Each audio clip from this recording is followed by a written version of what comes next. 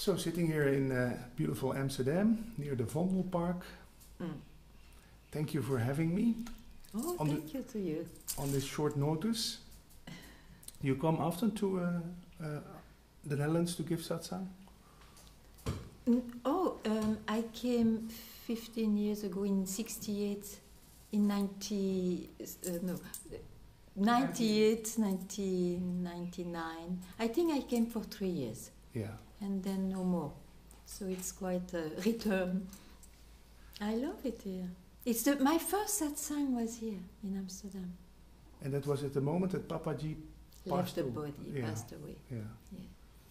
How did that come about? Did you receive a message, or did you feel an inner drive? No, it was my friend Rokus who invited me now. Invited me to share the little rituals we would do with the ashes of Papaji in 97. Mm-hmm. And so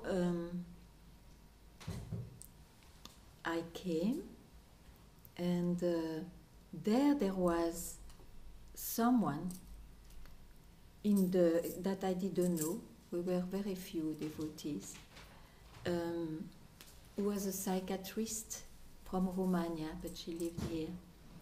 And so somehow she was a very good psychiatrist because she made me tell my story. She was interested. And then in the end she said, my house, I always wanted it as a high purpose. So would you give satsang? I said, yes. Suddenly I felt, oh, what do I say? But I didn't take it back. And she took her notebook, 4th of January, remember? You come. Okay. So like that it started. Were you nervous at all? No. Because anyway, if it didn't work, it doesn't work. Yeah. You know? No. No, it was... But it was very new for me to have a public. I never read something with a public. It was not my tendency at all. Mm-hmm. So what is satsang to you? What does it mean? It means to indicate for the one who wants to liberate himself from illusion or to realize himself, as it is said in the language of a seeker, to indicate the most direct no path. Because it's going back to the source of everything. So when someone becomes a seeker... like I was. Yeah. Is it still needed, the illusion of taking a path, or can you throw that away all at once and go inside? You know, you don't need to remind yourself it's an illusion once you have seen yourself. So... But of course, it can come, oh, what a dream. It's, you know, or in satsang, because people search, so I have to cut off the illusory concept one has got of himself. So there I speak of it. But in my life, I don't have the mantra that it is an illusion. I know it once for all, you know.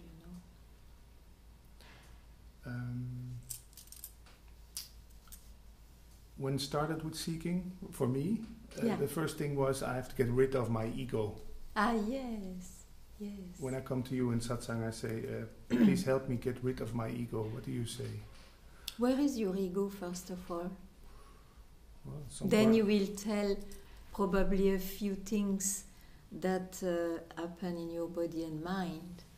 But then that is exactly the root cause of the seeking, of the problem. You think you are a body-mind. So it's a first step separating yourself from who you are. So one has to understand that he always bases himself on that platform of body-mind. And the proof is that one says, I'm born. So what is born? See. So I try to indicate that I am somebody. is already a rising thought. So if it rose from where? From where I come. And to go to that direction and keep quite there. And that direction, you mean? Of the question, from where this I come? You see, it is not only, you can take it as an information, but then nothing will happen. It will be stored somewhere. But there is a direction there. If you put it because you are thirsty to free yourself, that is very necessary, the quality to a fire for freedom. Even though, of course, all this happens in this manifestation. But to have a peep. A what? A peep, a glimpse from where I come. And then if you keep quite there, it may not be anymore just a glimpse. You don't listen to suggestions of your mind or body. So is mind enemy or is mind a friend, or is it both? I would say when you are a seeker, it's both. It's an enemy because he's a tyrant. You always follow his directions. And that's why one forgot. But he is a very good friend. He is the best tool to be determined to free oneself. It's also a thought, isn't it? So it canalizes all the desires or other interest into that. In that way, it's a very useful tool. And do you make a distinction? How do you call it? Distinction between good thoughts and bad thoughts? No, not at all. Just thoughts. Just thoughts. Bad or good is just thought. So the problem is the confusion. It's not about an appearing thought, whatever it is. It's a confusion that this is me. See. So with the going back from where all this rise and keeping quiet, as you are always anyway, but one doesn't experience it. That is the problem. Will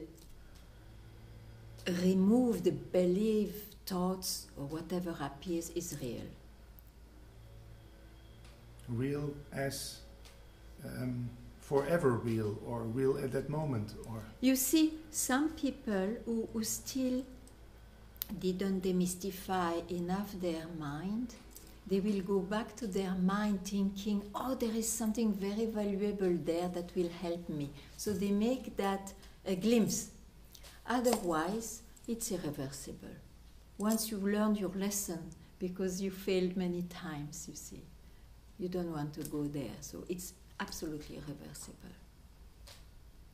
So when someone comes and visits your satsang and you see them with a notebook and a pen, writing down everything you say. It's very rare. I never saw that. Yeah, at some meetings, at satsangs, you see that. Yeah.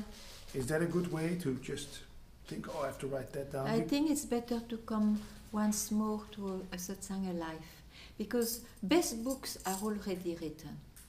You cannot, the wisdom, you see, is always fresh, but you cannot add anything new.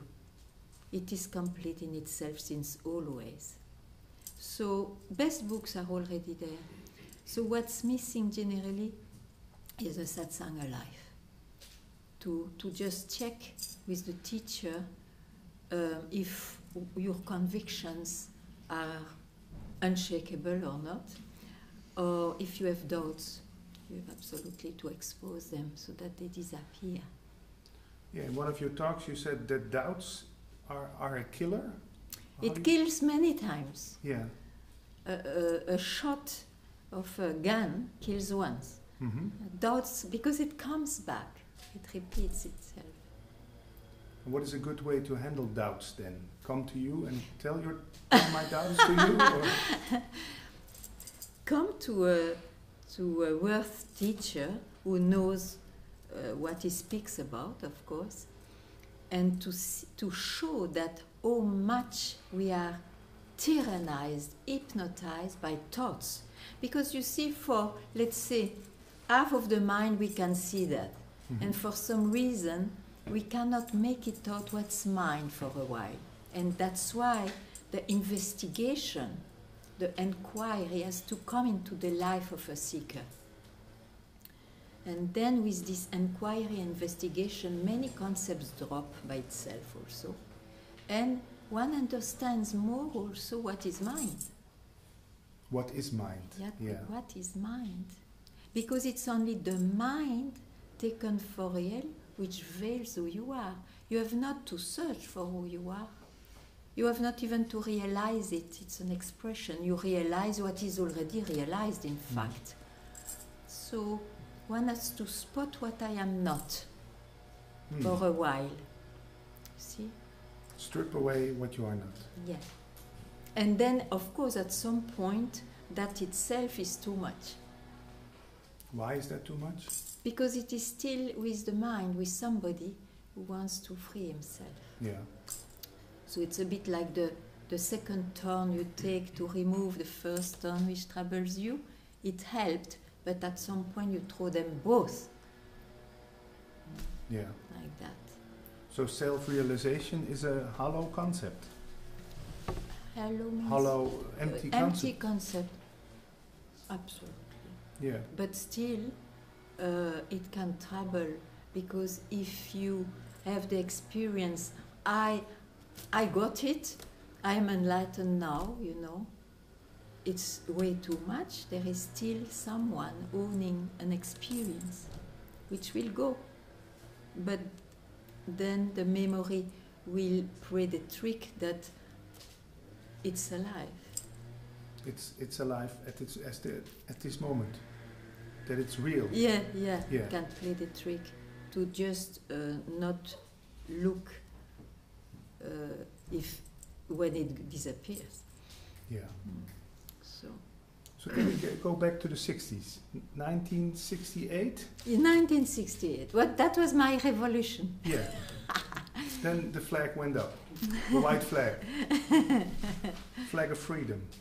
You were in India with Papaji. Well, I didn't know him before, so I didn't know. I wanted to search for my master because I knew I don't know myself. You know, that sentence of Socrates struck me, notisioton. I had to learn my philosophical examens, and that just struck me. It's exactly what I search. And what does that mean?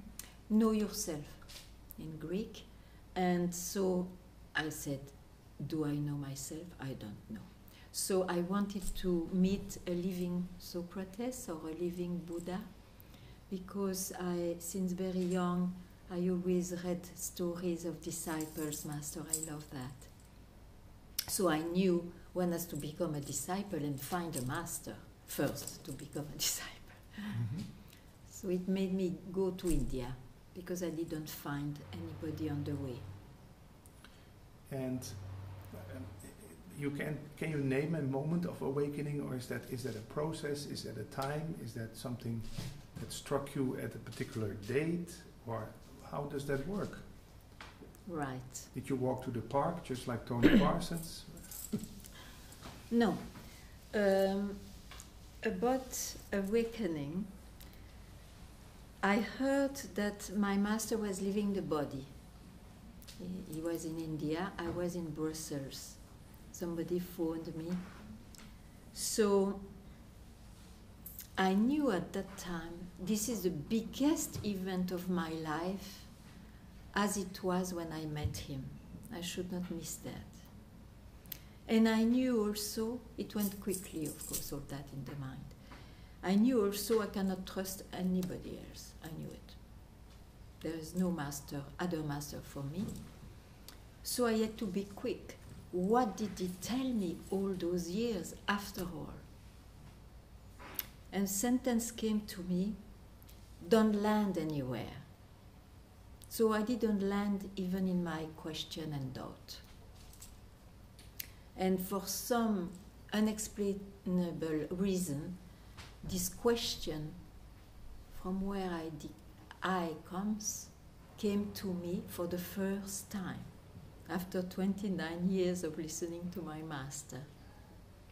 So that was it.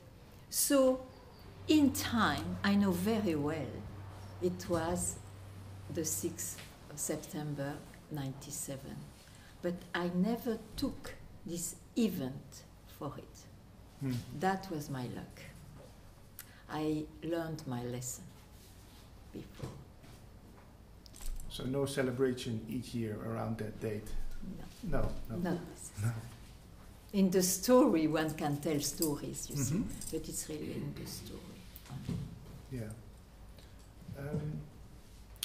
Now, let's say 50 years after 1968, people can go to the internet to watch satsangs. Yeah, we can read books, we can listen to talks in MP3. Is there a danger in that? Probably there is a banalization that was not in my time. In my time, the problem was to find a master. Now maybe the masters have the difficulty to find a disciple. Good disciples. Yeah. It's everybody knows about the subject. Yeah. You see, it's extraordinary, which is also good. Huh? But there is, along with that, a banalization, and not every teachers are masters. That's sure, of course. And do they still have a function? Let's say the little masters, can they point a little bit of the truth or a little bit in the right way? Or you know, everybody has its place. I think the teachers of Advaita, so I make a difference between teachers and master. The teachers of Advaita, they clear up maybe well the mind, the forest of this mind. They present, some not, but a few very well the subject. And so there is a kind of emptying a bit this powerful mind. And if someone is very happy there, perfect, some may feel, oh, maybe it's not enough for me, and then they will find, you see, they will find. As I found my master, he found me.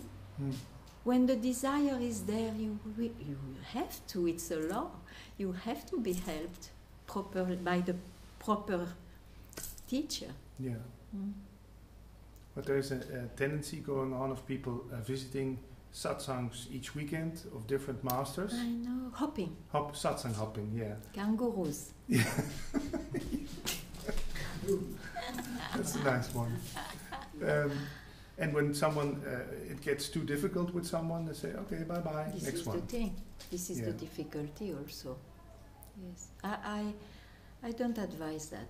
I understand that one comes and check for some time, you know, that's, of course, you have to. The disciple has to do that. But once one feels, okay, I really feel I will be helped here, it's better to work there with that teacher, master. Much better. The consistency is very necessary, you see. Because anyway, the words, they have their directions. Some will give emphasis to some, maybe something a bit, another color, and this and that. And so I don't advise to go and see many teachers, except if it is to check. But otherwise, no. It's better to work with one. Still dancing around the fire then, if you're going to all... Of course, and of course, then you can always go away, and then what? You are left with your convictions then. Yeah. Do you get people at your satsang who have their own mindset about this thing called Advaita and come to check if their mindset corresponds with yes. yours? It happens. Yes. And do they maybe go away angry, or you send them away, or how does that work? Everything happens. Yeah, it can happen. Yeah. Not so often, also, of course, but it can happen. Yes. Yeah. They may be angry. I may be angry. But it's not most of the time. how does one know that this is the right place to be? If you are very clear with your demand, it will be very clear. So when I see that some newcomers are there, they are new maybe on the path, I try to tell them, first it's very important to know what you want. Try to know what you want. Freedom. Not always. No? Well, some people prefer still to experience a lot of things, you know. This world is, what an exploration. So maybe not always freedom. And sometimes when it is said freedom, it's because it's banalized. May not be exactly freedom, but then they will not stay. Because you see, in the satsang, which is there with me, I don't give much food to the mind. So those will simply go, and which is good for them also. Mm-hmm. So when I come to you and I say, I'm looking for truth. Yeah. Then you say, stop looking. You know the answer, huh? Well, I heard it before, but... You know, I can't tell you like that. It's beautiful. Okay, stop looking. Or who do you think you are to look after the truth? But you see, satsang is a bit different than an interview. Yeah.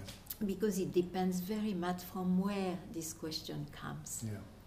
And then the answer will be different according to that.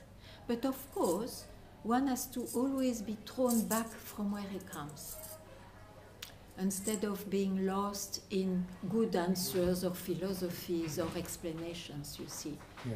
It's more direct. And then, anyway, understanding will come on the way, in a natural way. So you you meet people where they're at the point where they are? Or? Yeah. Yeah. In general, in the beginning of satsang, I get inspired. And so I don't know in advance, but it's always about you are already yourself. And in fact, it's very simple. You are already yourself. You just veil it because you believe still in your mind. Mm-hmm. And then I elaborate in different ways according to the day. And after, I always say, look, I don't have much to say, in fact, except what I expose now. Now it's your turn, because you come because of a thirst or because of a doubt or to check something. So it's your turn. You have to expose. I always prefer not to keep so much silence, because generally someone sits on his mind, which will reappear with full force when he goes away from the satsang. So I don't want a silence which depends on circumstances. Silence will be there really regardless of circumstances, once you have demystified what is the owner of the mind. So people ask me a theme, they give me to express. And is there a lot of laughter? Sometimes it's fun. Yeah? Yeah, sometimes. What do you laugh about then? The silliness of the mind or the silliness of the... I don't know, people are funny sometimes. Yeah. It's really great. Sometimes I'm also funny. Yeah. I don't know how it happens. It's more when there is a surprise between the two. Yeah. Yeah, then it's fun.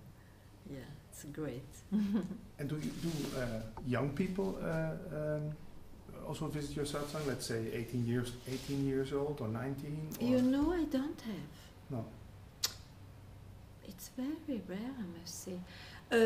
Before, when I was traveling in the beginning, I traveled a lot for 3-4 years maybe, all over the world. I had a lot of young people and mature people, generally from Papadji also. Mm-hmm.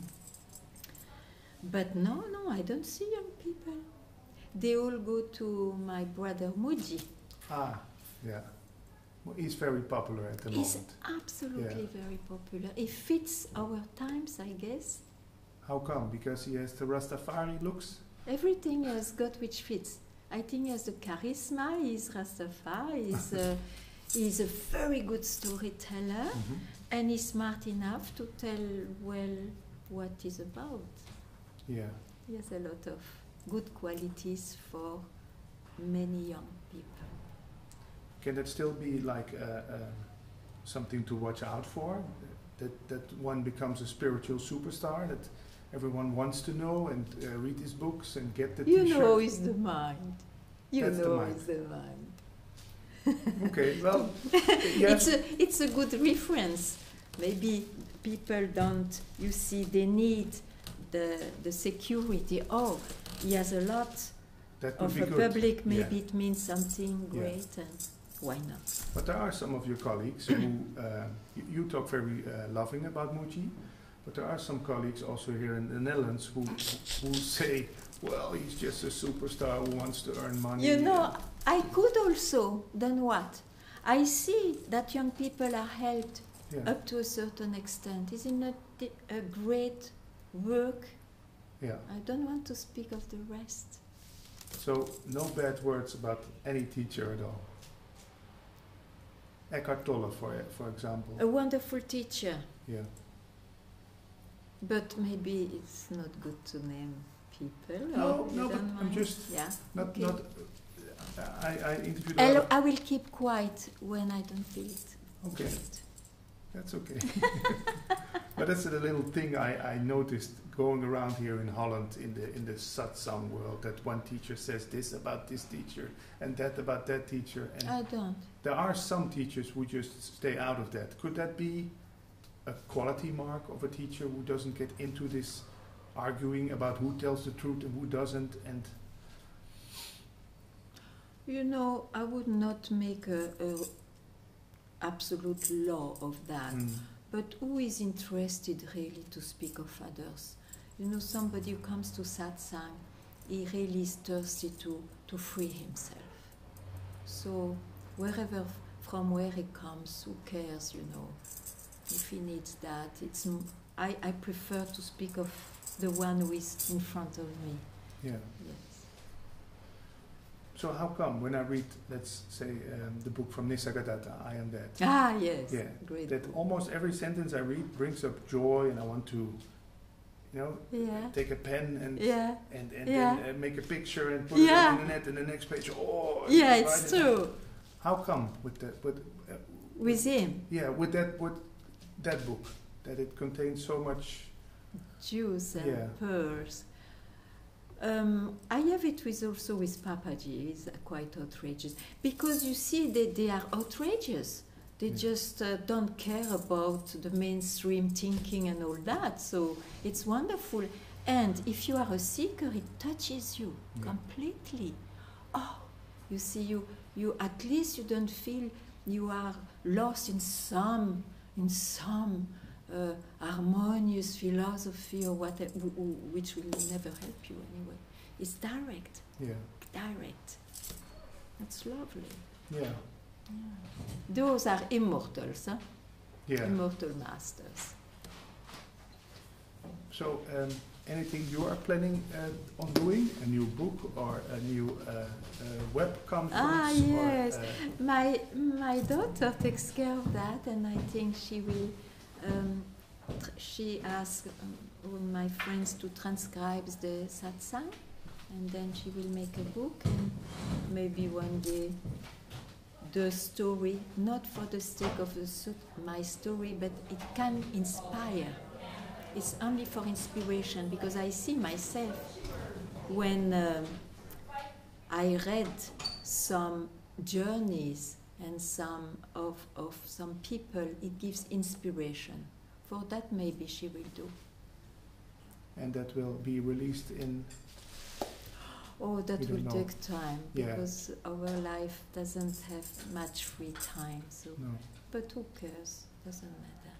And isn't this very tiring for you to travel and go to places and talk to I don't people? travel much. No. No, I travel nowadays since last year only, and it is more to say what I have to say somewhere else. And if someone is interested, he knows he can come to Portugal, where I give constantly satsang. I mean, 4 times a week. Yeah, but still, that can be tiring, no? I love it. Yeah. It's so beautiful. I have this passion of satsang, of telling, of responding to the one who likes to hear. So you also give retreats in Portugal? No. No, just... No. So people from Holland cannot come to Portugal in the summer and be with you for a week or a weekend? Why?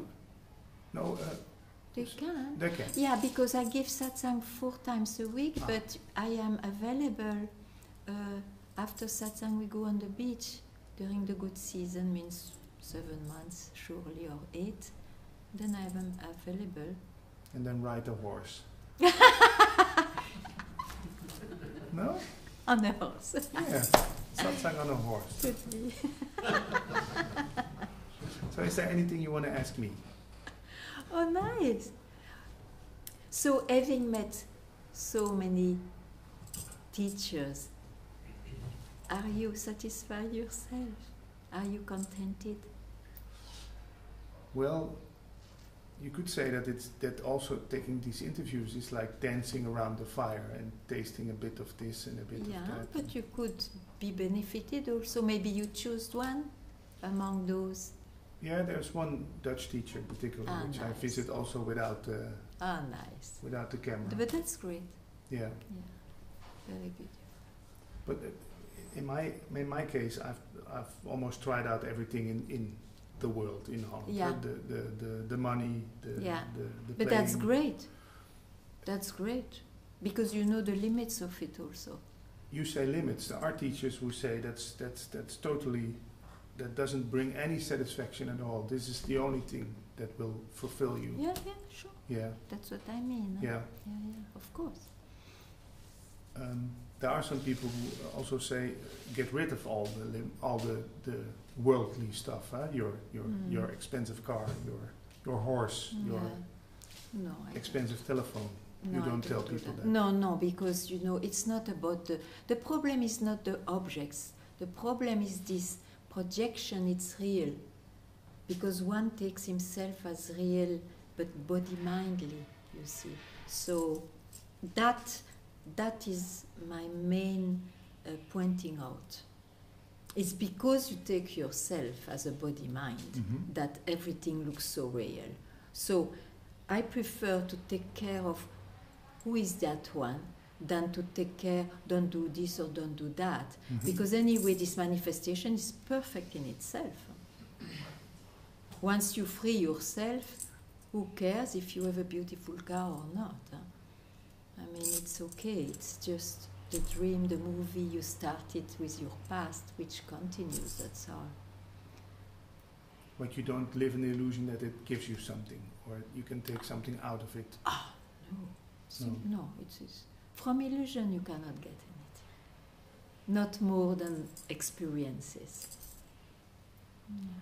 So am I constantly trying to make the illusion real? Yes. If you have not seen from where all this comes, yes, constantly. And then there are spheres or layers of the consciousness which are very subtle in spirituality, which will make you believe that one experience is real, you see. And all that, it is very tricky. Why is that tricky? Because it's an experience still. There is an experiencer. Yeah. And so it will not last. So some people have a mind telling, it will not last because I'm not so serious, I've still this and that. It is just, no, it doesn't last by nature because somebody owns that or experiences that. So no reality can be found in this surrounding? No. Only? It's real for the body-mind, but it's not real in fact. Only the self is, you forget that. And this is part of it. it's also real, but not for the one who still searches. The creation itself comes from self, from reality. But also the seeker then comes from self. Yes, I know. But when you take yourself when you still identify yourself with the body-mind, then you have to reject everything, including the I who takes himself for the body-mind. Yes. To see, to have the realization that all is self. It cannot be an information only. It will not work. So when that is realized, does someone act differently? No. No? Exactly the same. Exactly the same. You cannot recognize much from behavior. So asshole before realization and asshole after realization. Yes. Many concepts drop probably especially all the concepts drop regarding liberation, but that's not there anymore. There is no search. No, you are as a fool as before. Yeah. In the movie. Yeah. So no one will tell the difference except you, or except the one who. Sure. Yeah. That's why satsang is a space where the demand of somebody, of a seeker, can smell, maybe here I can be helped. That's all. It's the demand which can recognize something, otherwise not. But you don't give people something to hold on to. No. You slap them something out of their hands. Yeah. Maybe that's why there are donations and no. Otherwise, people say, yeah. Not everywhere. But So, can we expect you back in Holland maybe next year or? I have no idea, but I was very happy, and I still a satsang tonight. Yeah. Very happy to be here. The public was very matured, I must say, very lovely. Very mature. Yeah. And with mature, you mean that they? They know what I mean. Yeah. They have been there with glimpses, probably a lot. But that's why they come still. There is a but the mind take over as they express.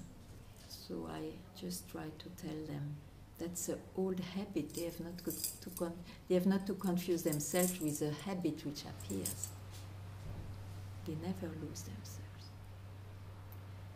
So one more question about music. I know someone you know very close who brings you here to Holland. Is also sitting behind us. He's a well-known musician in the Netherlands. Yeah.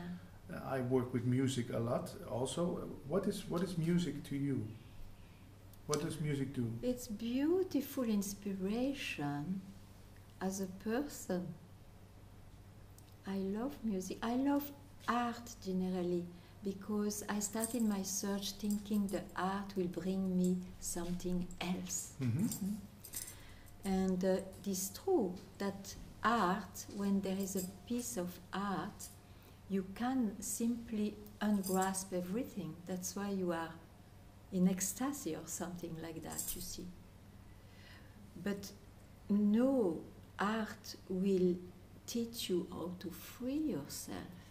It's a beautiful moments of no mind, let's say, you see.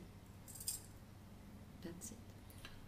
But can we learn something from great artists? I know, for example, that Bono from U2, he says, I didn't write that big hit, I just let the pen do its work. Yeah, that's what I said. Yeah. The big piece of art is then when the artist himself said, I was not there when it happened, because that's no mind experience. But after, of course, it's not the case of my friend, but they are very, they come back to the mind to be more and more famous or whatever, because it's important for their person, you see. No, the thing is, you see, a glimpse is not enough. It gives you maybe the fire to search something else. You want to go back there somehow. Or you are so attracted that you listen again and again that music, or you look at a painting or something. Sure.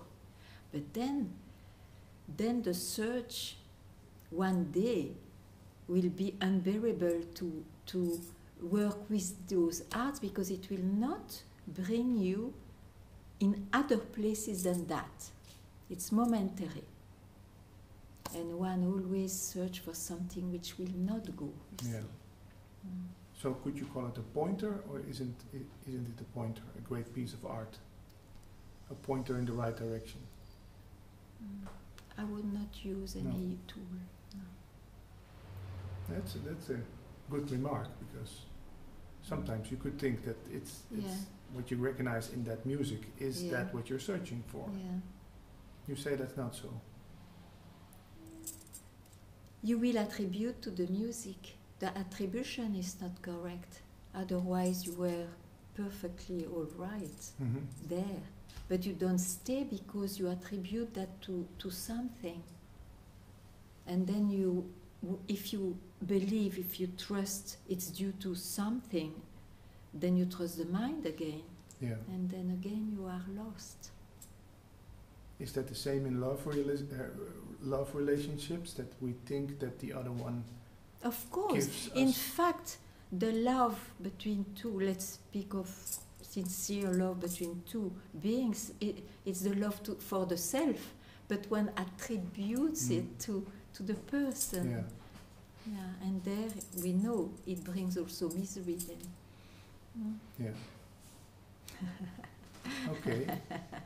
Well, I think I'm running out of questions. But it was very nice. Yeah. Yeah, thank you. Thank you very much. Thank you, I hope to see Patrick. you in Portugal sometime. And thank you to have invited me. Yeah, it's my pleasure. Thank you.